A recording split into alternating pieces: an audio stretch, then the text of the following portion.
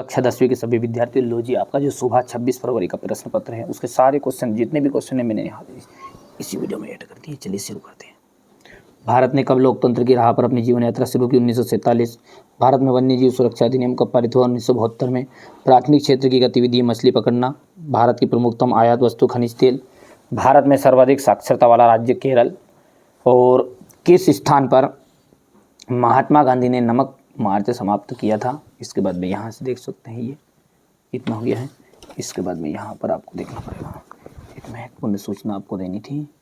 ठीक है, ठीक है, ये महत्वपूर्ण सूचना में यहाँ पे देख सकते हैं। ये इसको खोल लेना है ना, इसको खोलने के बाद में यहाँ से इस तरह ये यहाँ पे फॉलो कर लेना है ना। कभी कभी क्या वीडियो शो नहीं होते तो मतलब आपकी सेटिंग गड़बड़ है, सेटिंग को चेक कर लो। नहीं भी हो रही तो फिर क्या है, मैं डिलीट भी कर देता हूँ ना, जिसके बाद काम हो जाए उसके बाद में। चलिए, तो कोई सी चीज़ सूचना आएगी रात में तो कर लेंगे, पर सब पड़ी इधर ही ना। चलिए, अब हल्ला गुल्ला मत करो, गुपचाप कर लो काम अपना। अलोकतांत्रिक सरकारों में पारदर्शिता नहीं होती है। भारत में केंद्रीय सरकार ज़्यादा शक्तिशाली होती है। प्रत्येक क्षेत्र में श्रमिक वस्तुओं का उत्पादन नहीं करते। एक प्रजातांत्रिक सरकार जनता के प्रति उत्तरदायी है। विभिन्न देशों के बाजारों को आपस में जोड़ना ही अंतर्राष्ट्रीय व्यापार कहलाता है। मार्च 1919 में बम्बई में खिलाफत समिति का गठन किया था। ये यहाँ से आप देख सकते हैं इतना। चलिए आगे बढ़ते हैं। अधिनियम। नई आर्थिक नीति लागू की गई। नई आर्थिक नीति लागू की गई तो 1901 सारयूक कहा जाएगा यहाँ पर फ्रांस।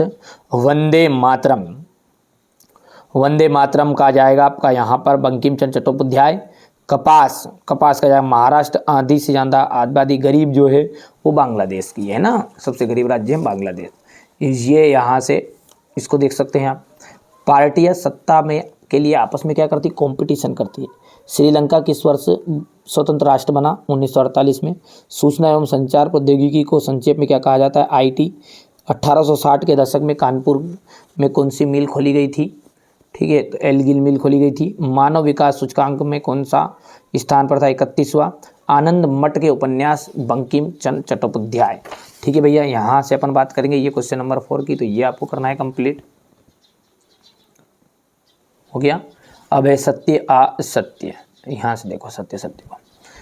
प्राथमिक क्षेत्र के अंतर्गत खेतीबाड़ी आती है, बिल्कुल राइट बात है। वैश्वीकरण से क्षेत्रीय विषमताएं कम हुई है, असत्य है। सिविल का यहाँ से देखिए तीसरा जो है अपना, यहाँ पर तीसरा आपका असत्य रहेगा, है ना भैया। तीसरा क्या रहेगा आपका? असत्य रहेगा। ठीक है भैया, इसके बाद में अपन तो ध्यान से देखेंगे यहाँ पर, है ना। चलिए, तो ये आपका तीसरा हो गया असत्य। चौथा, यहाँ 5वां 6वां अपने टिक मार के कर ही लिया है ना। चलिए, ये हो गया इतना यहाँ तक। यहाँ पर देख सकते हैं क्वेश्चन नंबर 6, लाल और लेटेराइट मिट्टी में अंतर। एजेंडा 21 के इसके सिद्धांतों की सूची बनाइए। मृदा संरक्षण के प्रमुख तरीकों की व्याख्या करनी है। भूमि निम्नीकरण की समस्या को दूर करने के उपाय। खरीफ और रबी जायद की फसलों को उदाहरण सहित समझाना है। नगद और व्यापारिक फसलों से क्या है? वे निर्माण उद्योग का क्या महत्व है? ध्वनि प्रदूषण को नियंत्रित करने के उपाय। परिवहन एवं संचार के साधनों में अंतर। भारत के लिए सीमांत सड़कों की महत्वता को स्पष्ट करना है। पहले विश्व युद्ध ने भारत में राष्ट्रीय आंदोलनों के विकास को किस प्रकार योगदान दिया? भारत में मैनचेस्टर के आने से बुनकरों की समस्याओं को किन समस्याओं का सामना करना पड़ा? यही प्रश्न आ रहे हैं भाई, याद कर लेना। प्रथम विश्व युद्ध में सहयोगी राष्ट्र कौन कौन से?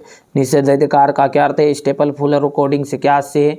भारतीय सौदागरों में निर्यात व्यापार का नेटवर्क किस प्रकार का था? प्लाटेन से क्या से है?